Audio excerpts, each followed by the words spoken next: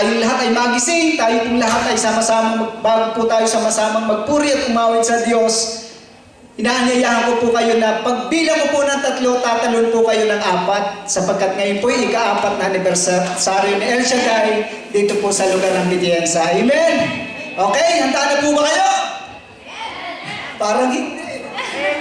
Pinilangin yung amen eh. Handa na po ba kayo?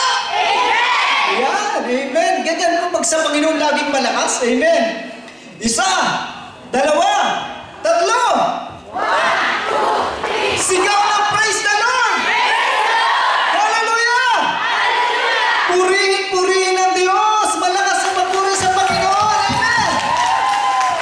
Amen! At maraming po salamat kapatid na Sister Henny, kapatid na Sister Henny, at tayo po ay magtutuloy-tuloy na. Wala po tayong sasayangin panahon. Wala po tayong sasayangin oras ngayong araw na ito. Sabi po ng Biblia, ang pagpupuri sa Diyos ay pumapawi sa marami nating kasalanan. Amen?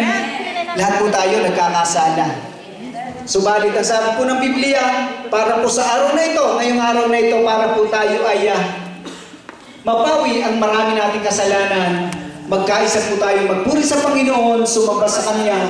Ang sabi po ng Biblia, natutuwa ang Diyos kapag mga magkakapatid ay sama-samang nagpupuri at umaawit at sumasamba sa ating Panginoon. Amen? Praise the Lord! Kapatid, atin po ipakilala ang ating